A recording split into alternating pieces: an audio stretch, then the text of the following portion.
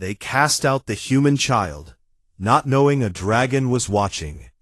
The wind howled across the frozen plains of Kethros 7, carrying with it the bitter cold that had killed so many in the 3 years since the crash. And on this terrible night, the wind seemed to carry something else too, something that felt like betrayal and shame, and the dying of hope itself.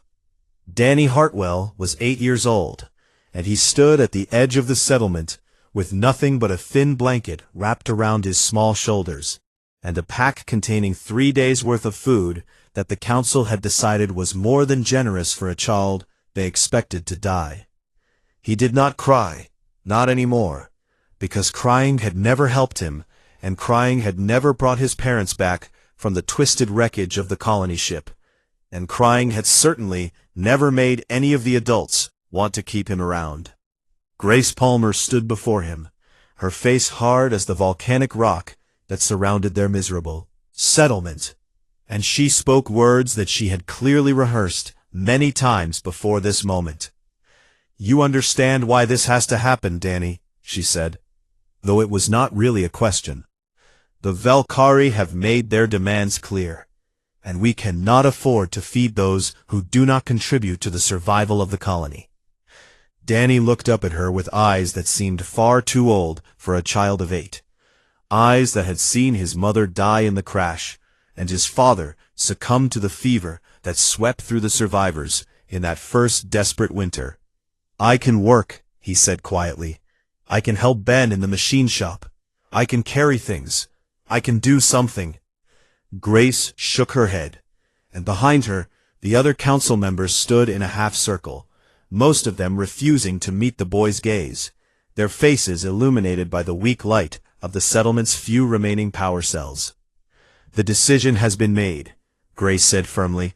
"Overseer Kraft has spoken. The Valkyrie that we are willing to make difficult choices for the good of the community." Off to one side, Ben Sawyer stepped forward, his weathered hands clenched into fists at his sides, and his voice carried the rough edge of a man who had spent his whole life working with machines and never learned how to smooth his words. "This is wrong, Grace, and you know it," Ben said angrily. "He is just a boy, a child, and we are sending him out there to die because we are too afraid to stand up to those lizard-faced tyrants." "Enough," Grace snapped, and her eyes flashed with a warning that made even Ben step back. "We do not have the luxury of sentiment. We do not have the weapons or the numbers to fight the Valkyrie. And if sacrificing one child means the rest of us survive, then that is the calculation we must make." The Valkyrie overseer, Krath, watched from a distance with his cold reptilian eyes, his scaled skin glistening faintly in the dim light, and a thin smile of satisfaction spread across his alien face as he observed the humans casting out one of their own. The Valkyrie were tall and powerful, standing nearly 7 feet in height, with thick scales that ranged from deep green to almost black, and they had ruled Kethros 7 for generations before the human ship had fallen from the sky and crashed into their world. They tolerated the humans because humans were clever with machines and could fix things that the Valkyrie could not. But they had never accepted the survivors as equals, and they never would. Kraft had demanded that the humans prove their commitment to the colony by eliminating their weakest member, and Grace Palmer had agreed because Grace Palmer was afraid. And fear makes people do terrible things. Danny turned away from the adults who had decided his fate, and he began to walk toward the dark wastelands that stretched beyond the settlement's boundaries, his small feet crunching on the frozen ground with each step. Ben called out to him one last time, his voice cracking with emotion. "Danny, I am sorry. I tried to stop this. I swear I tried." The boy did not look back, because looking back would not change anything, and he had learned long ago that hoping for things to be different was just another way to hurt yourself. The wastelands of Kethros 7 were a nightmare landscape of volcanic rock and frozen ice, where the temperature dropped to deadly levels at night, and strange predators hunted in the shadows between the jagged cliffs. Danny walked for hours, putting as much distance between himself and the settlement as his tired legs could manage. And when he finally stopped, he found a small hollow in the rocks that offered some shelter from the wind. He sat down and wrapped his blanket tighter around himself. And for the first time, since the adults had told him their decision, he allowed himself to feel the full weight of what had happened. Out here, alone and forgotten, and no one would even remember his name in a few years, just another casualty of a cruel universe that seemed to take pleasure in destroying anything good or innocent.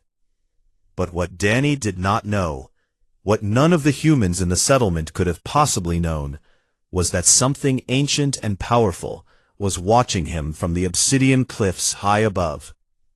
She had many names in many languages, but she thought of herself as Ashenvale, and she was the last of the great Kethran dragons, a species that had ruled this world long before the Velkari had ever crawled out of their caves. Ashenvale had lived for over 2,000 years, and in that time she had watched countless species rise and fall, had seen empires crumble to dust, and civilizations fade into nothing but forgotten ruins. She had observed the human colonists since their arrival, curious about these strange soft-skinned creatures who had fallen from the stars, and she had been largely unimpressed by what she had seen. They were weak and fearful, quick to turn on each other when times grew hard, and they seemed to lack the fire that Ashenvale believed was necessary for a species to truly thrive.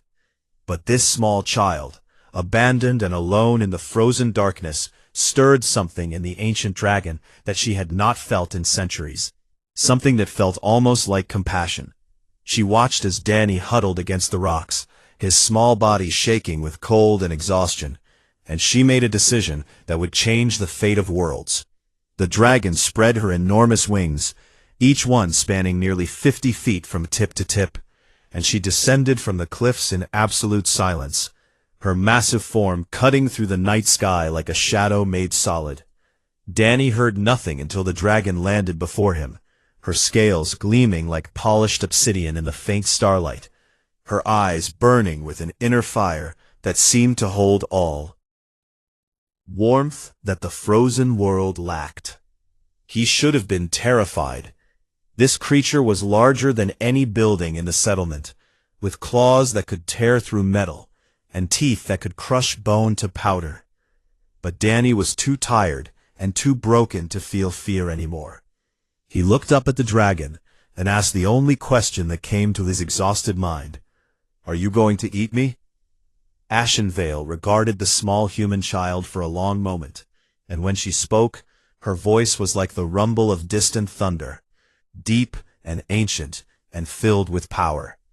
"No, little one," she said, and something in her tone made Danny believe her completely. "I am going to teach you."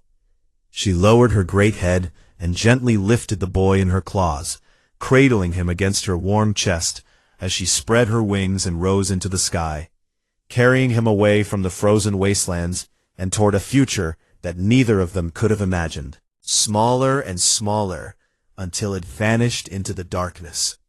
And Danny Hartwell, the abandoned child that no one had wanted, began a new life in the care of the last dragon of Kethros 7. They cast out the human child, not knowing a dragon was watching. The cavern was unlike anything Danny had ever seen in his short life. A vast underground chamber, carved into the heart of the volcanic mountains, where rivers of molten rock flowed through channels in the stone and filled the air with a warmth that seemed to seep into his very bones. Ashenvale set him down gently on a ledge of smooth obsidian, and Danny stood there in wonder as his eyes adjusted to the soft orange glow that illuminated the dragon's home. Everywhere he looked, there were treasures and artifacts from civilizations he could not begin to understand. Strange machines with glowing crystals embedded in their surfaces, weapons that hummed with barely contained energy, and towering shelves carved from the rock itself, filled with what appeared to be thousands of glowing orbs. "What is this place?" Danny asked, his voice small and awed in the vastness of the cavern. Ashen Veil settled, her enormous body onto a platform of heated stone, her scales clicking softly as she made herself comfortable, and she regarded the human child with eyes that held the weight of millennia. "This is my home," she said, her deep voice echoing off the cavern walls. "And it is now your home as well, if you choose to stay." Danny looked up at the dragon, and despite everything he had been through, despite the betrayal and the abandonment and the cold certainty that he was going to die alone in the wasteland, he felt something he had not felt since his parents were alive. He felt safe. "Why?" he asked, because he needed to understand. "Why did you save me? I am nobody. I am just a burden. That is what they told me." Ashen Veil made a sound that might have been a laugh, though it came out as a rumbling growl that shook the air itself. "They told you that because they are fools," the dragon said firmly. "They look at you and see a small, weak creature, who cannot fight or hunt or do the things they value. But I have lived for over 2,000 years, little one, and I have learned to see things that others cannot." She extended one massive claw and gently lifted Danny's chin so that he was looking directly into her burning eyes.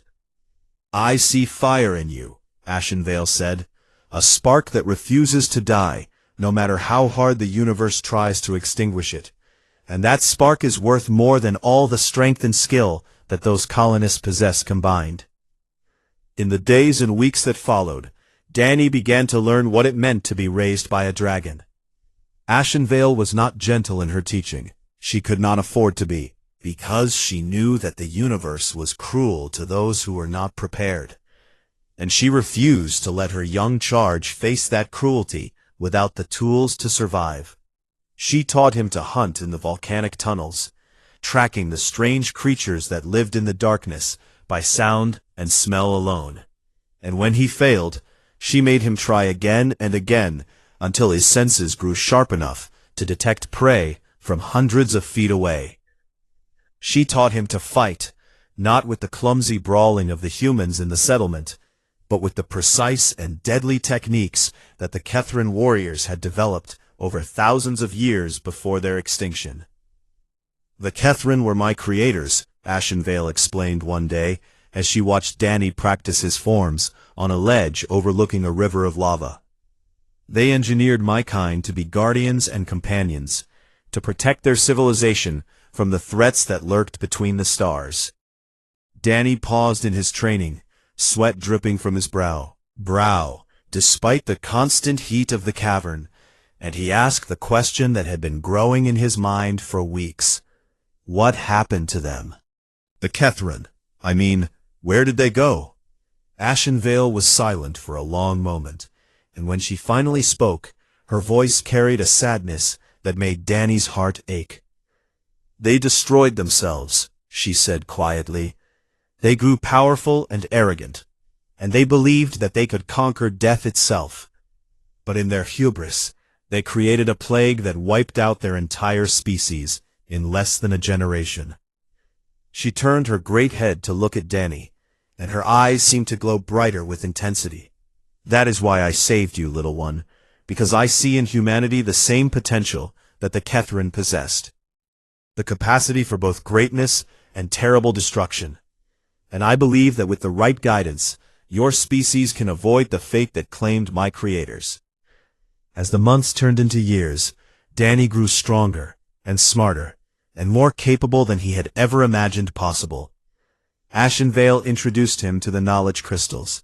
Glowing orbs contained the accumulated wisdom of 100 different civilizations, and when he touched them, information flowed directly into his mind, like water filling an empty vessel.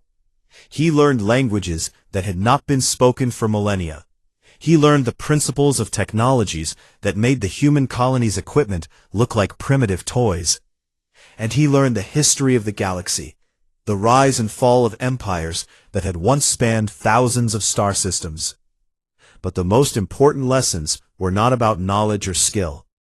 Being human is not a weakness, Ashenvale told him one evening as they sat together watching the twin moons rise over the volcanic peaks. Many species in this galaxy view your kind with contempt because you are physically weak and your lives are so short. She rumbled thoughtfully before continuing. But what they do not understand is that your weakness has made you adaptable. Your short lives have given you a drive to accomplish things quickly, and your vulnerability has taught you to work together in ways that stronger species never learn. Danny nodded slowly, processing her words, and he asked the question that had been troubling him for some time. Do you think I will ever be strong enough to go back? To face the people who abandoned me? Ashenvale looked at him with something that might have been pride. You will be stronger than they can possibly imagine, she said. But strength alone is not enough. You must also learn wisdom, and wisdom means understanding that revenge is a poison that destroys the one who drinks it. Years passed in the warmth of the dragon's cavern, and Danny Hartwell transformed from a frightened, abandoned child into something new, something that the galaxy had never seen before. He was 17 when he finally completed his training, able to defeat the combat simulations that Ashenvale had programmed into the ancient Kethran systems. Fluent in a dozen languages, and knowledgeable in technologies that could reshape worlds. But it was also in his 17th year that Danny noticed the change in his guardian. Ashenvale moved more slowly than she once had. Her scales had lost some of their luster, and sometimes she would simply lie still for hours, her breathing shallow and labored. You are dying, Danny said one day, not as a question, but as a statement of fact that he could no longer deny. Ashenvale opened her eyes and looked at him with a tenderness that made his throat tight with emotion. I have lived for over 2,000 years, little one, she said gently. That is far longer than any of my kind was ever meant to survive, and my time is finally drawing to a close. Danny felt tears streaming down his face, the first tears he had shed since that terrible night when he was abandoned in the wasteland. I cannot lose you, he said, his voice cracking. You are the only one who ever wanted me, the only one who ever believed I was worth something. Ashenvale reached out with one massive claw and gently wiped the tears from his cheek. You will never lose me, she said, and her voice carried a warmth that seemed to wrap around him like a blanket. I have one final gift to give you, a bonding ritual that will link your consciousness to mine, and even after my body fails, my wisdom and my memories will live within you forever. And so on the night before the last dragon of Kethros 7 drew her final breath, she performed the ancient ritual, and Danny Hartwell became something more than human, carrying the fire of a dragon within his soul. They cast out the human child, not knowing a dragon was watching. The bonding ritual changed everything. Danny felt Ashenvale's consciousness merge with his own, like two rivers joining to form a single mighty current. And suddenly he understood things that no human had ever understood before. Secrets of the universe that the Kethran had spent millennia uncovering. Memories of worlds and civilizations that had risen and fallen while humanity was still learning to make fire. He gasped and fell to his knees as the knowledge flooded through him, overwhelming in its vastness. And Ashenvale's voice spoke within his mind, gentle and reassuring, even as her physical body grew weaker. Do not fight it, she said from somewhere inside him. Let it become part of you. Let my fire join with your own, and together we will be something neither of us could have been alone. When Danny finally opened his eyes, he saw the world differently than he ever had before. Colors seemed brighter and more vivid. Sounds were sharper and more distinct. And when he looked at his reflection in a pool of still water, he saw that his eyes had changed, carrying a faint golden glow that pulsed softly with each beat of his heart. I feel you, he whispered, pressing his hand against his chest. I can feel you inside me." Ashenvale smiled, though the expression was weak and tired, and she spoke her final words aloud rather than through their bond. "You carry my fire now, Danny Hartwell," she said, her voice barely above a whisper. "Use it to show the galaxy what humanity truly is, not the frightened weak creatures that abandoned you, but the beings of infinite potential that I have always known you could become." Her eyes closed for the last time, and the great dragon, who had ruled Kethros 7 for over 2,000 years, finally surrendered to the rest that she had denied herself for so long. Days, unable to leave, unwilling to accept that he was truly alone again. But he was not alone, not really, because every time he reached inward, he could feel Ashenvale's presence within him, her wisdom and her memories and her fierce protective love, all of it preserved forever in the bond they shared. On the fourth day, he finally rose and began the long process of preparing her final resting place. He carried her enormous body to the obsidian cliffs where she had first found him, using the strength that 10 years of training had given him and the ancient lifting devices from her hoard. And he laid her to rest in a tomb carved from the volcanic rock itself. "I will make you proud," he said as he sealed the tomb with molten stone. "I promise." Danny Hartwell was 18 years old when he descended from the mountains, and he was no longer the frightened child that the colony had discarded like worthless garbage. He was tall and lean, his body hardened by years of relentless training, his muscles corded with strength that seemed impossible for his frame. And he moved with a fluid grace that spoke of countless hours perfecting the combat techniques of a dozen extinct civilizations. But it was his eyes that would have startled anyone who had known him as a boy. Those golden, glowing eyes that seemed to hold fire within their depths. Eyes that had seen the memories of millennia and carried the soul of a dragon. He wore armor that he had forged himself from materials in Ashenvale's hoard. Lightweight and flexible, but stronger than anything the Valkyrie or the humans possessed. And at his hip hung a blade of Kethran design, its edge sharp enough to cut through starship hulls. The journey from the mountains to the settlement took 3 days on foot, and Danny used that time to prepare himself mentally for what he would find. He had no illusions about what awaited him. Through Ashenvale's memories, he knew that the Valkyrie were not a unified people, that different factions had fought for control of Kethros 7 for generations, and that the relatively peaceful overseer Krath, who had demanded his exile, was unlikely to still be in power after 10 years. What he found when he finally crested the ridge overlooking the settlement confirmed his worst fears. The colony had grown, but not in the way that colonies were supposed to grow. Instead of the scattered prefabricated buildings he remembered, there was now a sprawling complex of crude structures built from volcanic rock. And everywhere he looked, he saw humans working under the watchful eyes of Valkyrie guards armed with shock staffs and neural whips. The humans moved slowly, their bodies thin and exhausted, their spirits clearly broken by years of oppression. And Danny felt a cold fury building in his chest as he watched a Valkyrie guard strike a young woman for moving too slowly. "Slaves," he whispered, and his voice carried a dangerous edge that would have made anyone who heard it step back in fear. They turned them into slaves. He reached inward and felt Ashenvale's presence stir in response to his anger. "Be careful," her voice echoed in his mind. "Anger is a useful tool, but only if you control it, rather than letting it control you."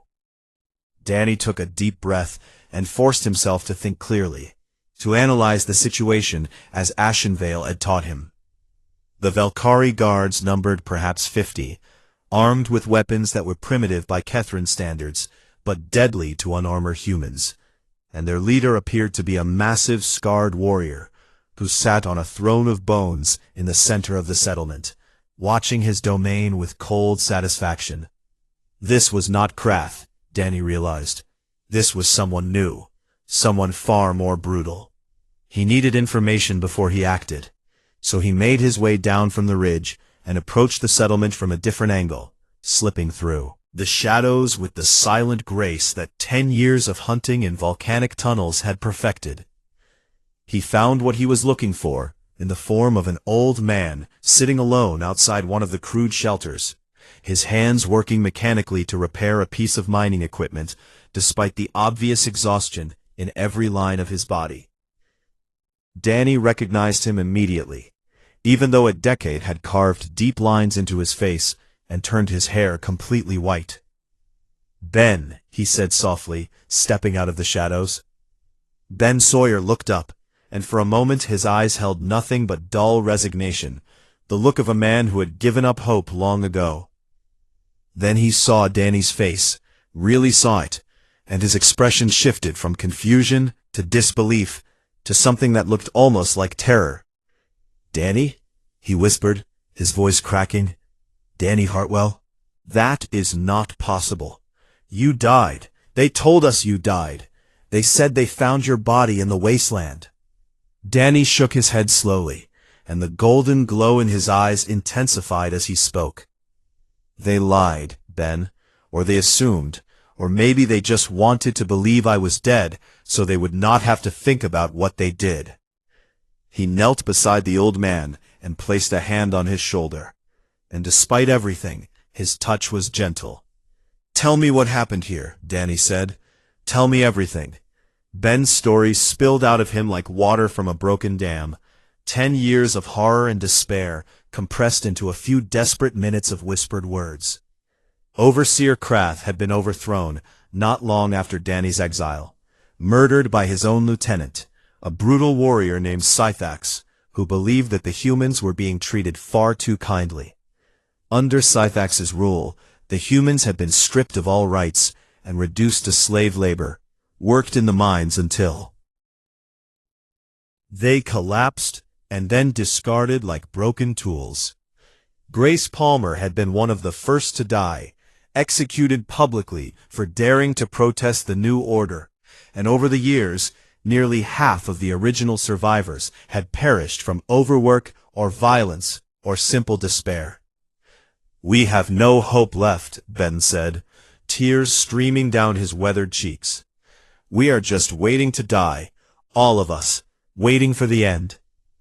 Danny stood and looked toward the center of the settlement, where Warlord Scythax sat on his throne of bones, laughing at something one of his guards had said. "No," Danny said, and his voice carried the rumbling undertone of dragon fire. "You are not waiting to die anymore, Ben. You are waiting to be free, and I am going to make that happen." He began walking toward the settlement's center, his stride confident and unhurried, and behind him, Ben Sawyer stared in amazement at the impossible figure of the boy they had abandoned, now returned as something far greater than any of them could have imagined. They cast out the human child, not knowing a dragon was watching. Danny walked into the central square of the settlement with the calm confidence of someone who knew exactly what he was capable of. And one by one, the Valkyrie guards turned to stare at this strange human who moved like a predator rather than prey. Warlord Scythax was in the middle of a public punishment when Danny arrived, standing over a young human woman who knelt in the dust with her hands bound behind her back, her face bruised and her eyes filled with terrified defiance. "This one was caught stealing food from the storage chambers," Scythax announced to the gathered crowd of humans and Valkyrie alike, his voice carrying the cruel pleasure of someone who enjoyed causing pain. "The punishment for theft is death, as you all know well." He raised his massive blade, a brutal weapon designed more for intimidation than efficiency, and the young woman closed her eyes, waiting for the "Stop," Danny said, and though he did not raise his voice, the single word cut through the noise of the crowd like a blade through silk. Scythax paused, more from surprise than obedience, and turned to look at the source of the interruption.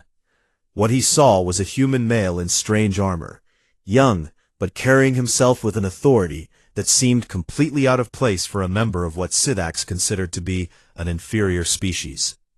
"Who dares interrupt the justice of Warlord Sithax?" the Velkhari leader demanded, his scarred face twisting with anger. Danny continued walking forward, passing through the crowd of stunned humans who parted before him like water around a stone, and he did not stop until he stood directly between Sithax and the kneeling woman. "My name is Danny Hartwell," he said evenly, "and I am here to end your rule over these people." For a moment, there was complete silence in the square, and then Sithax began to laugh, a harsh, barking sound that his guards quickly echoed. "Danny Hartwell," the warlord repeated, amusement dripping from his voice. "The ghost child that the old humans whisper about. The one they say was taken by the World Keeper herself." He stepped closer to Danny, looming over the human with his superior height, his eyes filled with contempt. "I do not believe in fairy tales, little human, and I do not tolerate interruptions, so I will give you one chance to walk away before I add your head to my collection." Danny looked up at the massive Velkhari without a trace of fear in his golden eyes. "You have one chance as well," he said calmly. "Release the humans, take your warriors, and leave this world. Do that, and I will let you live." Suwax's laughter died in his throat, replaced by a cold fury that made his scales darken. "Kill him," he ordered his guards. 6 Velkhari warriors rushed forward, their shock staffs crackling with energy, confident that they will die, would overwhelm this foolish human in seconds. They were wrong. Danny moved with a speed that should have been impossible for any human, flowing between the guards like smoke through fingers, and his Kethrin blade sang as it cut through the air. The first guard fell before he even realized he was under attack. His weapon arm severed cleanly at the elbow, and the second dropped an instant later with a precise strike to the nerve cluster at the base of his skull. Danny did not kill them, though he easily could have, because Ashenvale's voice whispered in his mind that mercy was a weapon too, one that could defeat enemies in ways that violence never could. In less than 10 seconds, all 6 guards lay on the ground, disabled but alive, and Danny stood among them without a single mark on his armor. The crowd watched in stunned silence, humans and Velkhari alike, unable to believe what they had just witnessed. Sithax stared at the fallen guards, confident sneer, replaced by something that looked almost like fear, but he was a warrior who had killed hundreds in single combat, and he refused to show weakness before his subjects. "Impressive," he admitted, drawing his own blade, "but parlor tricks will not save you from me. I am Sithax the Crusher, undefeated champion of the southern clans, and I have killed more humans than I can count." Danny sheathed his blade and stood with his hands at his sides, and when he spoke, his voice carried the deep resonance of dragon fire. "I know who you are," he said. "I know that you killed Overseer Krath to take his position.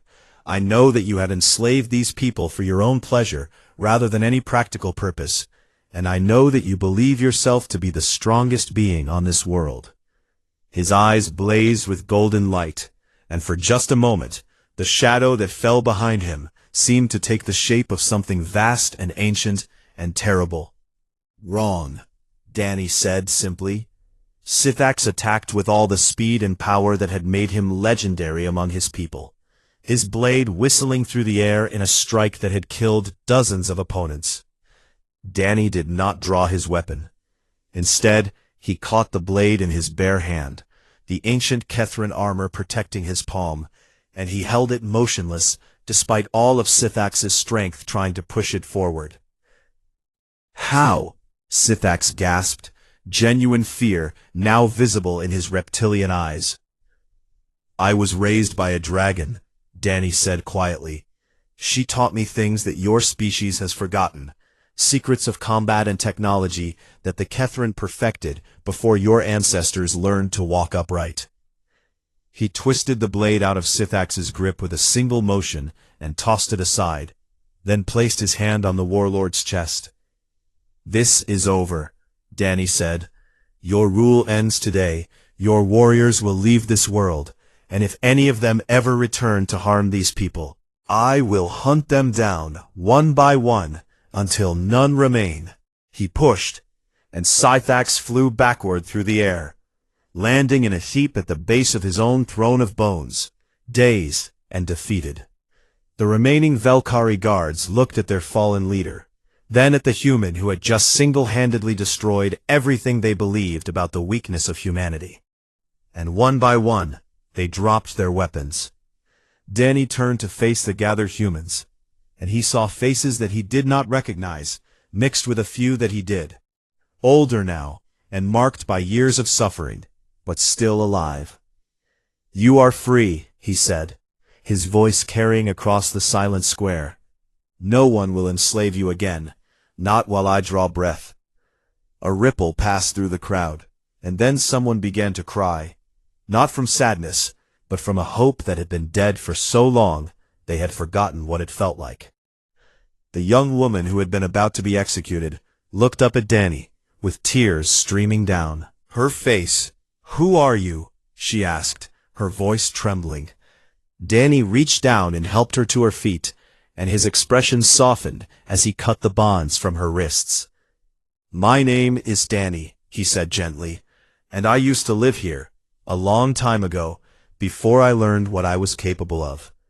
Ben Sawyer pushed through the crowd and stood before Danny, his old face wet with tears. "I never stopped thinking about you," Ben said, his voice breaking. "Every day for 10 years, I thought about that night. I thought about how I should have done more, how I should have fought harder to stop them." Danny placed his hand on the old man's shoulder, and when he spoke, there was no anger in his voice, only a quiet sadness. "You did what you could," Danny said. "Fear is a powerful thing, and the people who made that decision were afraid. They made a terrible choice, but holding on to hatred for that choice would only poison me." He looked around at the settlement, at the crude buildings, and the exhausted humans, and the defeated Velkari, and he felt Ashenvale's wisdom guiding his thoughts.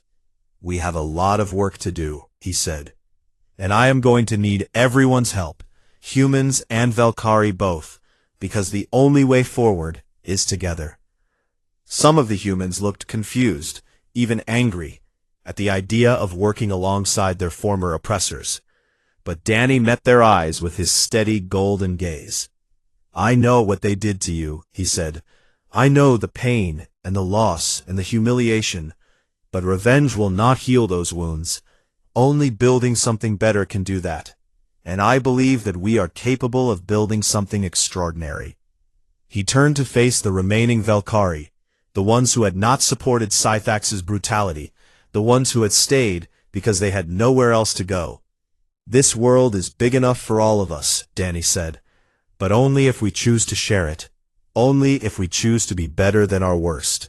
And slowly, hesitantly, like plants turning towards sunlight after a long darkness, the people of Kethros 7 began to believe that maybe, just maybe, a different future was possible. They cast out the human child, not knowing a dragon was watching. In the months that followed the fall of Warlord Scythax, Danny Hartwell did something that no one expected. He could have declared himself king or ruler, or any other title that would have given him absolute power over the settlement. The humans would have accepted it gratefully, and even the remaining Velkari would have bowed to someone who had demonstrated such overwhelming strength. But power had never been what Danny wanted. Instead, he worked alongside the people he had saved, using his knowledge to improve their lives rather than to elevate himself above them. He shared the technologies from Ashenvale's horde freely, teaching the colonists how to build better heating systems and more efficient water purifiers and medical devices that could cure diseases that had been killing them for years.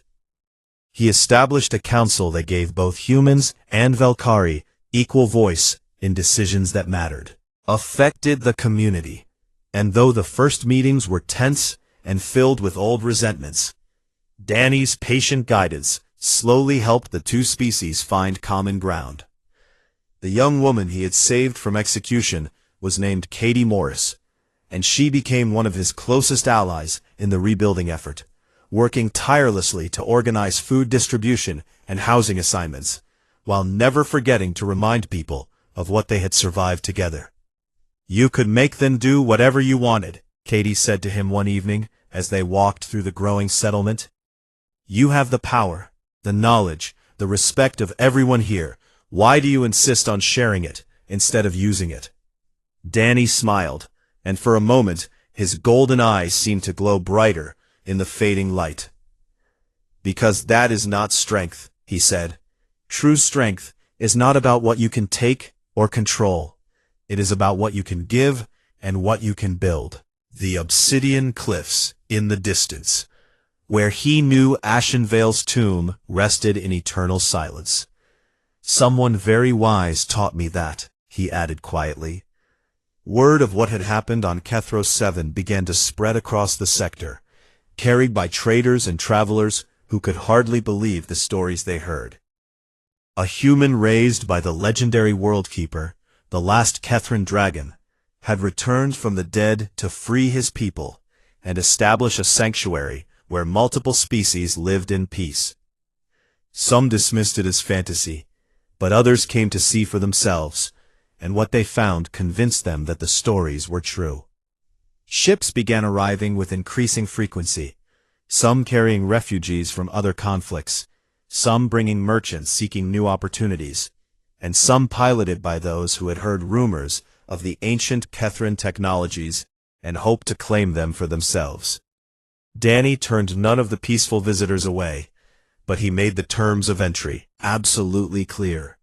"This is a sanctuary," he announced to each new arrival. "All species are welcome here, but only if they come in peace. Violence and exploitation will not be tolerated, and those who threaten this community will face consequences."